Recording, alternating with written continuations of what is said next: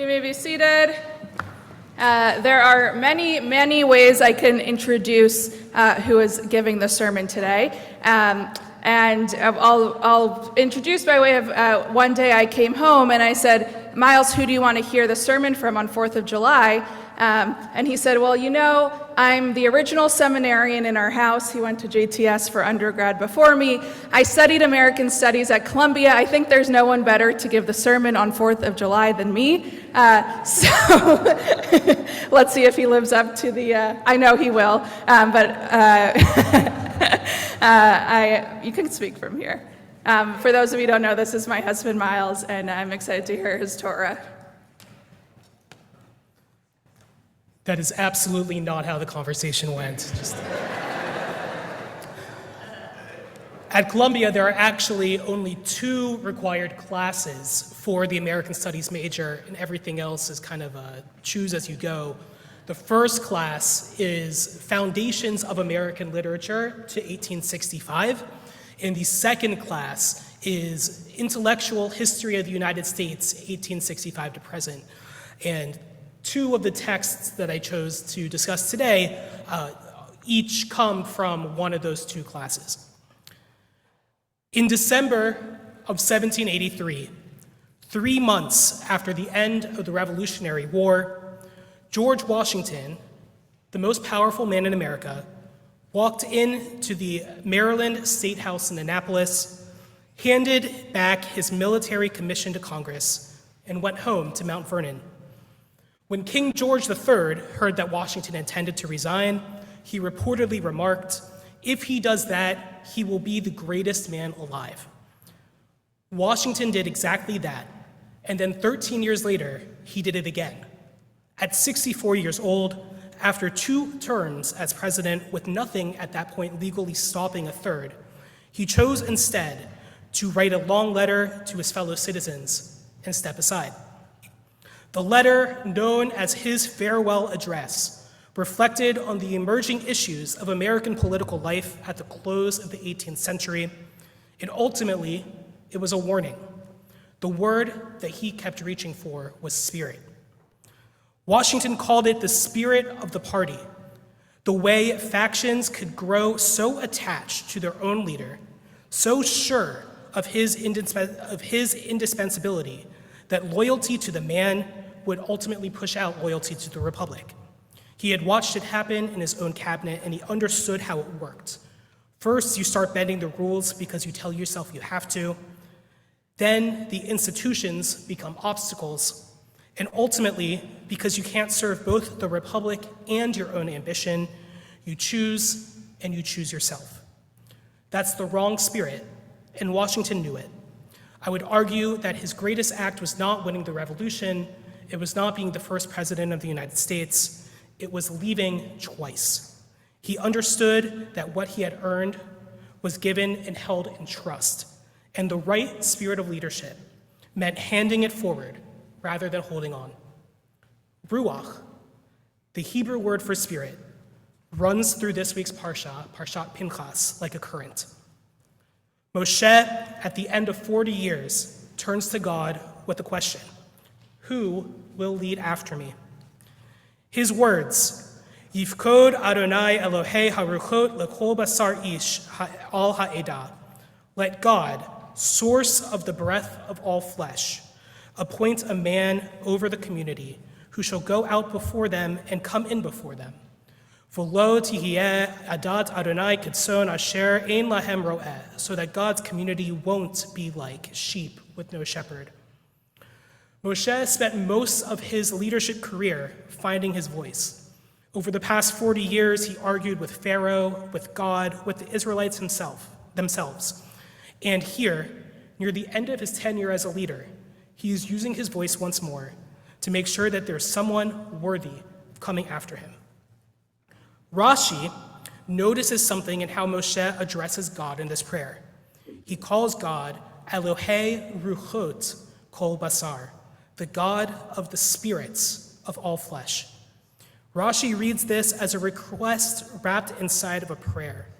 He says that Moshe is asking for a leader who will know how to enter into each person according to their own mind.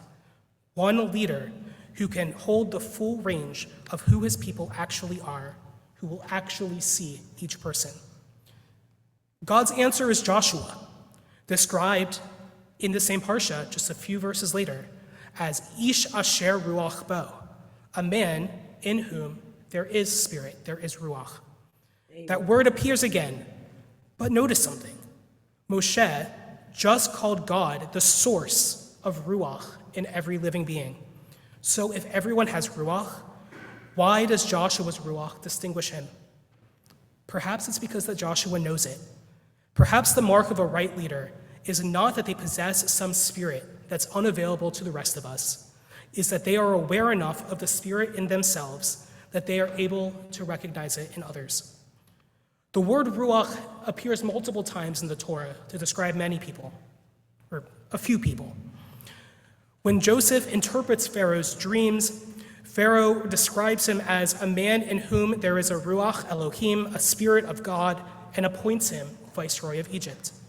When Bezalel is chosen to build the tabernacle, he too is described as filled with Ruach Elohim.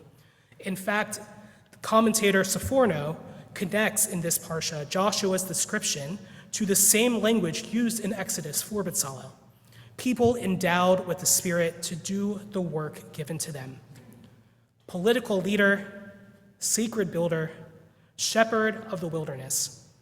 Ruach, Spirit, is a credential for leadership. So Moshe does what God asks. He takes Joshua, stands him before Eleazar and the whole community, and commissions him. Vayismoch et yadav alav vayitzavehu. He leaned his hands upon him and charged him. Everyone sees it happen, and then life continues. The restraint of that moment. Moshe, who again spent most of the past 40 years developing his voice, doesn't say a word. He doesn't give a speech about everything he accomplished. In this first moment of a transition in leadership, he doesn't make it about himself. He puts his hands on Joshua's shoulders, and he steps aside. Washington knew that feeling. Both of them understood that the wrong spirit, the spirit of a man who can't imagine the community going on without him, is exactly what destroys a republic. Both of them chose differently. On May 21st, 1944, 1.5 million people gathered in Central Park for a ceremony called I Am an American Day. 150,000 of them were being sworn in as new citizens for the first time. World War II was still very much in question. This was 2 weeks before D-Day. The Allies hadn't yet landed at Normandy. The Pacific theater was grinding forward at a terrible cost. Nobody in that crowd, nobody in the world knew how it would all end. Among many other speakers that day, a judge by the name of Learned Hand took the stage. He begins with a reminder about the ethos of American independence. We sought liberty, freedoms from oppression, freedom from want, freedom to be ourselves. He continues, liberty lies in the hearts of men and women.